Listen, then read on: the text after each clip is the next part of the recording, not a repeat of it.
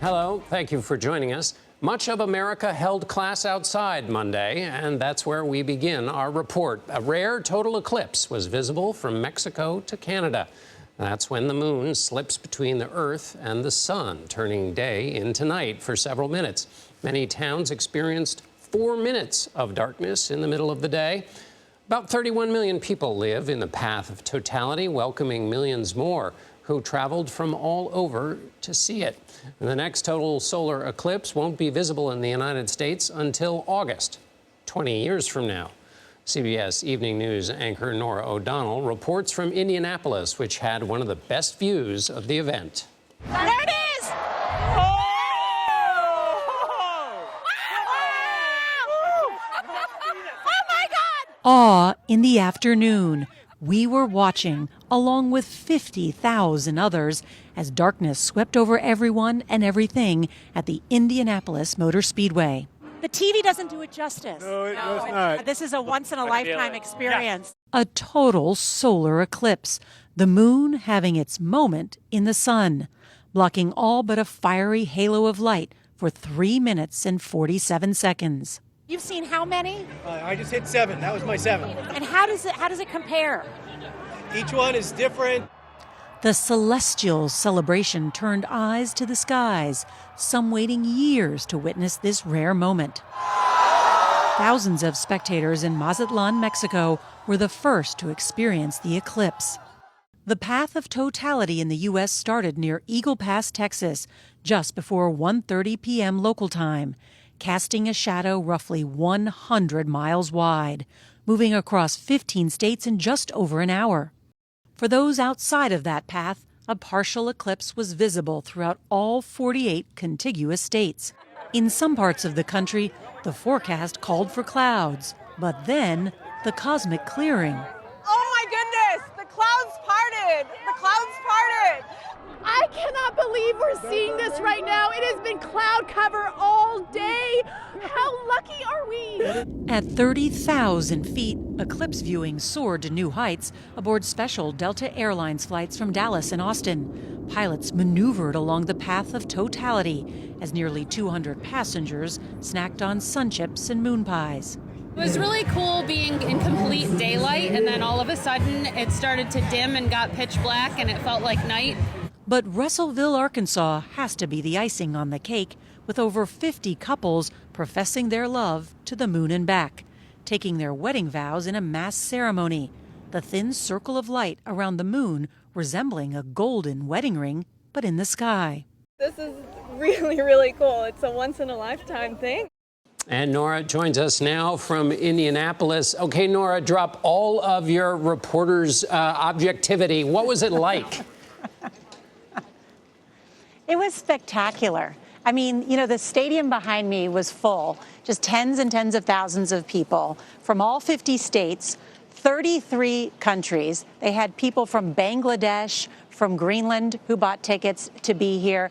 And I have to tell you, John, because we could see, as people have described it, like eating a part of a cookie, all the way around. You see it developing, getting closer to totality, and it just gets darker and darker. And the sky takes on kind of like a sepia tone, sort of like black and white. And then it gets cooler, and then the wind starts to blow, and you're like, and everyone just gets quiet. And then you turn around, and everybody in the stadium behind me had their glasses on, just looking up into the sky.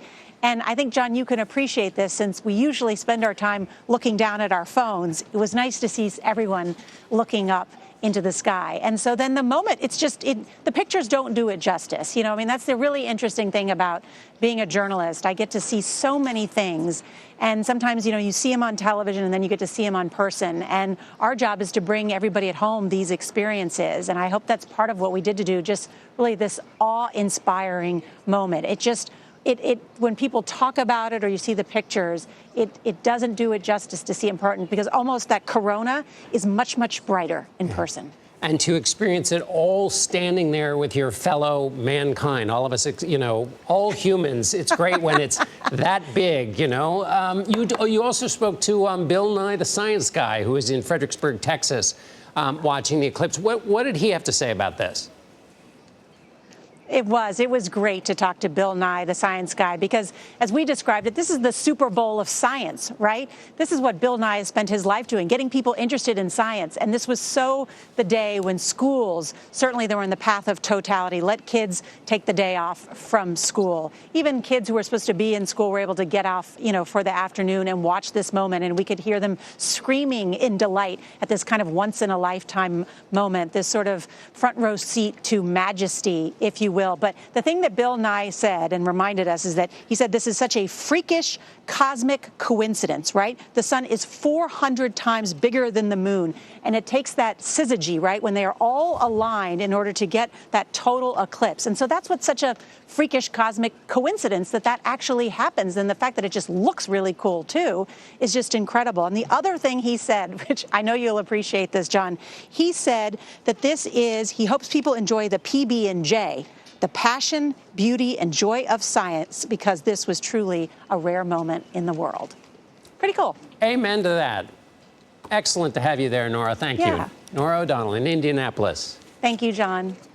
Cities in the path of totality are seeing an economic boost due to the millions of people who traveled to see the solar eclipse. CBS News correspondent Janet Shamlian reports. They appeared from across the country. You came here from Florida? Yes, I am. And around the world. We come from Switzerland. To see the sun disappear in Kerrville, Texas.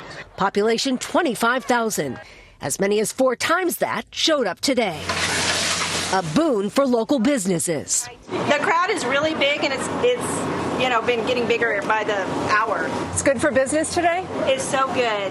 Kara Block and her family booked their trip from Arizona more than a year ago, with flights, hotels, and a rental car taking a bite out of the family budget.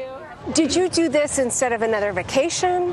Yeah, we didn't really do much for spring break. We've kind of been waiting for this. So, yeah, it's like a once-in-a-lifetime thing. Nationwide, eclipse spending is expected to bring a $6 billion boost to the U.S. economy, even more than the Taylor Swift tour. No blank spaces in the path of totality today. Airbnb rentals were booked up. In Fredericksburg, Texas, businesses were doing everything under the sun to cash in on the eclipse, from special wines right there to a local glassmaker's eclipse-inspired paperweights, all leading to the big moment at 1:32 p.m. Despite the threat of cloud cover, the skies parted, leaving those here walking on sunshine. Well, what did you think? Amazing. Awesome. That was one of the coolest things I've ever seen. Once in a lifetime experience, for sure. Yeah. What made it memorable here, John, is that it was unexpected. The forecast for Kerrville was not good, and the clouds broke just enough to give us that moment. Especially rewarding for people who traveled so far. John? Janet Shamlian in Kerrville, Texas. Thank you.